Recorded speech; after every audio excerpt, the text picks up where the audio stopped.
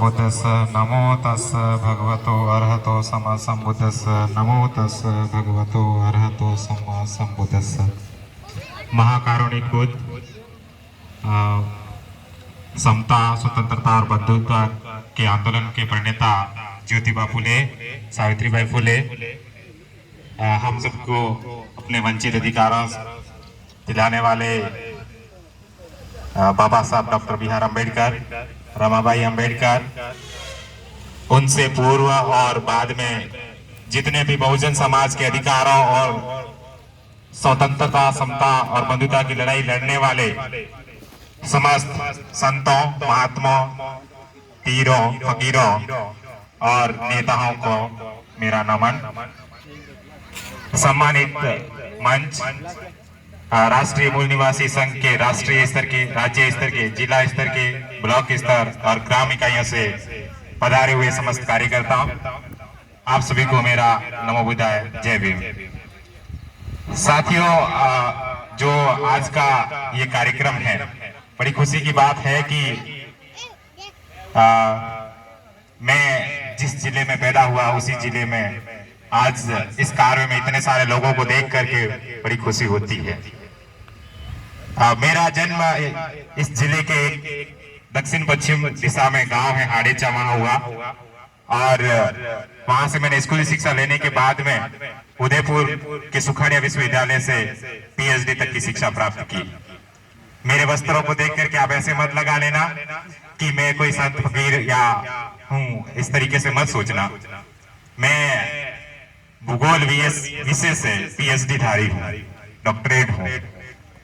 और उसके बाद में मैंने ये सोचा कि जो समाज हमारा आज दिन तक इतने महापुरुषों के आने के बाद, इतनी बार जगाने के बाद भी सोया हुआ है और अभी भी नहीं जगा, तो आने वाले समय में मुझे कोई संभावना नहीं लगती कि जग जाएगा। हम दिनों दिन और गुलाम होते जा रहे हैं। आजादी के 75 साल बाद भी हम आज वैसी ही स्थिति में हैं जैसे आजादी के समय में थे। साथियों, ये बड़ी सोचने वाली बात है। कमियां कहां रह गई है उन पर विचार करने की बात है। जितने सारे नेता, महात्मा, संत, पुरुष हुए हैं उन्होंने जगाया, लेकिन हम नहीं जगे। तो फिर आने वाले समय में कौन जगाने आएगा? तथागत गौतम बुद्ध कहते हैं कि अप्प दीपो भव। जब तक आप अपने अंदर से नहीं जगेंगे, अपने अंदर से आंदोलन की चिंगारी नहीं जगाएंगे, तब तक जगना संभव नहीं है।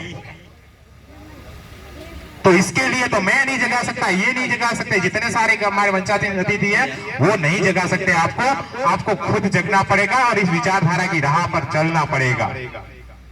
और चलने के लिए सबसे बड़ा जो हथियार है, जो बाबा साहब अपने पहले कोटेशन में कहे हैं, शिक्षित बनो। बाबा साहब ने ये नहीं कहा साक्षर बनो, बाबा साहब क्या कहे हैं? शिक्षित बनने के लिए कहे हैं।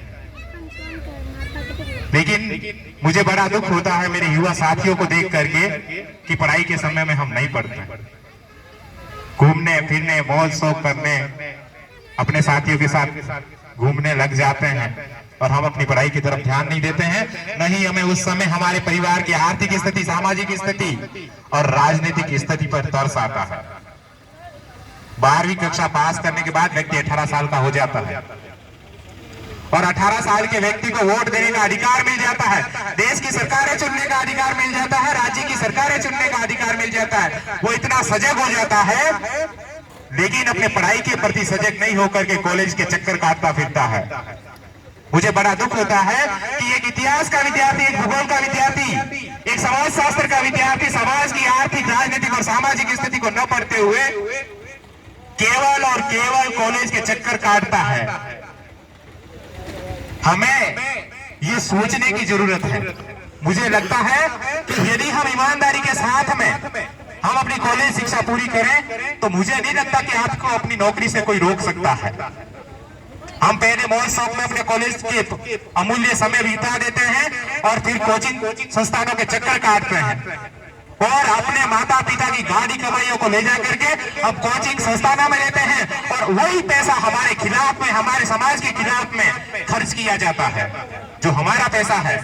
और वही लोग हमारे खिलाफ में आंदोलन चलाने के लिए खर्च करते हैं, कभी आरक्षण के खिलाफ में, कभी राजनीतिक प्रतिनिधित्व के खिलाफ में, कभी सामाजिक आंदोलनों के खिलाफ में। मैं देख रहा हूं अभी 2014 के बाद में स्थिति बहुत बड़ी खराब हो गई है। यदि कोई आंदोलन के लिए या अपने अधिकारों की मांग के लिए रोड पर निकलता है तो उसके सामने सामाजिक संगठन खड़े हो जाते हैं और आपस में वर्ग संघर्ष की स्थिति पैदा होती है। ये आज से 5-7 साल पहले स्थिति ऐसी नहीं थी। दिनों दिन स्थितियां बिगड़ती जा रही है और जब तक हम सामाजिक रूप से, सांस्कृतिक रूप से, धार्मिक रूप से और आर्थिक रूप से मजबूत नहीं होंगे तब तक जो ये संघर्ष की लड़ाई है, जो अधिकारों की लड़ाई है, वंचितों की लड़ाई है, उस लड़ाई को पाना मुश्किल होगा। मेरा आप सभी से इतना सा निवेदन है कि जो आपका काम है, जो आप अपना योगदान इस आंदोलन में दे सकते हैं, ऐसा नहीं है कि आप जाकर के कहीं पर कैडर कैंप कर लीजिए या आप जाकर के कहीं बड़े से बड़े भाषण दे दीजिए, नहीं। एक व्यक्ति, एक मजदूर, एक तस्वीरें बेचने वाला, एक पेंटिंग करने वाला, एक शिक्षक, एक डॉक्टर या एक इंजीनियर इस विचारधारा को अपने लोगों में पहुंचा सकता है। मैं कई बार अपने कार्यक्रमों में देखता हूं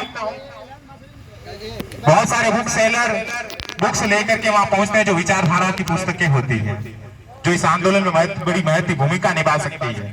बहुत सारे लोग तस्वीर बनाने वाले तस्वीरें लेकर के पहुंचते हैं, कपड़े बेचने वाले, टेंट का काम करने वाले उस तरीके से अपनी वस्तुएं लेकर के पहुंचते हैं। तो मुझे लगता है कि प्रत्येक व्यक्ति, जो चाहे गांव का मजदूर, किसान हो या बड़े ओहदे पर बैठा हुआ अधिकारी हो, जो इस मिशन को अपने अपने तरीके से आगे बढ़ाने का काम कर रहे हैं, वो सारे के सारे साधुवाद के पात्र हैं जिन्होंने इस मिशन को यहाँ तक पहुंचाया है, आप लोगों तक पहुंचाया है। मेरा आप सभी से ये निवेदन रहेगा, जितने सारे युवा साथी बैठे हैं, अपने गांव के अंदर कम से कम 5 कार्यकर्ता तैयार हो जाइए। जरूर आप उसमें शामिल हैं। अपने जैसे इस विचारधारा के 5 कार्यकर्ता अपने आस पड़ोस और घर से तैयार कीजिए, ताकि हम गांव के अंदर पहुंचे तो हमें कम से कम 5 कार्यकर्ता ऐसे मिल जाए जो मिशन के ऊपर काम करने वाले हो, विचारधारा का काम करने वाले हो। जैसे देरुलाल जी नामा साहब कह रहे थे कि हम आज दिन तक धार्मिक बंधनों और धार्मिक भय से जुड़े हुए हैं और उसका डर हमसे नहीं निकलता। मैं आपके सामने सबसे बड़ा उदाहरण हूं। जब से मैंने देवी देवताओं की पूजा करनी छोड़ी, उनको नारियल चढ़ाना छोड़ा, उनके दर पे जाकर के मत्था टेकना छोड़ा, मैं फर्स्ट ग्रेड स्कूल लेक्चर की नौकरी लग गया।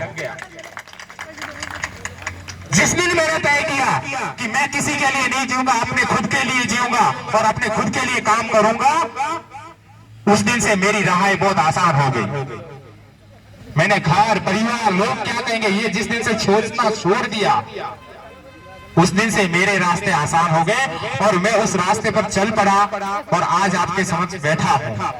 मैं आज भी अपनी नौकरी जाता हूं, इसी चीवर पहन करके जाता हूं, बच्चों को पढ़ाता हूं, बच्चों के साथ काम करता हूं और लोकतांत्रिक मूल्यों की शिक्षा देने और लोग बच्चों में किस तरीके से संवैधानिक विचारों को पैदा किया जा सकता है, उनके प्रति कैसे गंभीर बनाया जा सकता है, इस बात का काम करता हूं। तो आप भी कर सकते हैं, कोई बड़ी बात नहीं है।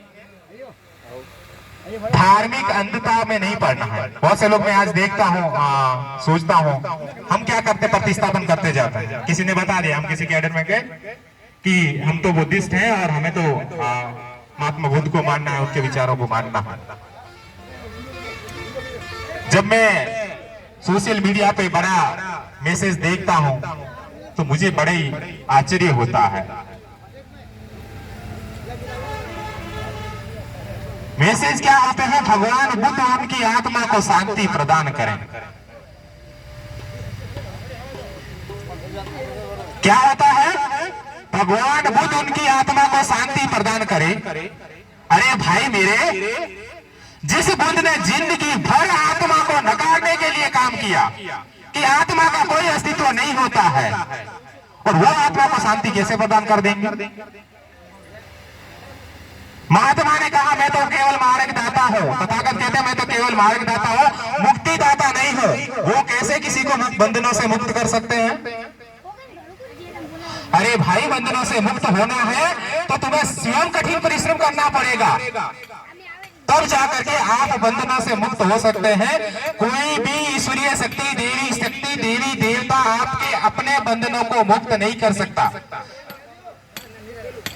इसलिए जब आपकी मृत्यु होती है, आपने जो अपने जीते जी कर्म किए हैं उस कर्म के अनुसार आपको फल भुगतने पड़ेंगे। आप भले गंगा जी में जाकर के पिंडदान कर दीजिए, हरिद्वार में जाकर के पिंडदान कर दीजिए, या पुष्कर जी में जाकर के पिंडदान कर दीजिए, या अपने घर के गांव के तालाब में जाकर के पिंडदान कर दीजिए, हजारों लोगों को भोजन करवा दीजिए, हजारों लोगों को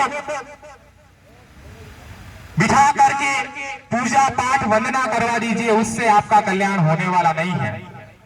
इसलिए जीते जी जो आप सत्कर्म करेंगे, कुशल कर्म करेंगे, उसके अनुसार आपको फल मिलेगा। और आप देख रहे होंगे जितने सारे कुशल कर्म नहीं करते हैं, आप कुशल कर्म कर रहे हैं, मरने के बाद कितने दिन याद किया जाता है, और जो कुशल कर्म करके गए हैं उनको कितने समय तक याद किया जाता है। आप देख रहे हैं ना, बाबा साहब को हम आज भी याद कर रहे हैं, बाकी लोगों को अपने दादाजी को याद नहीं कर रहे हैं। क्यों?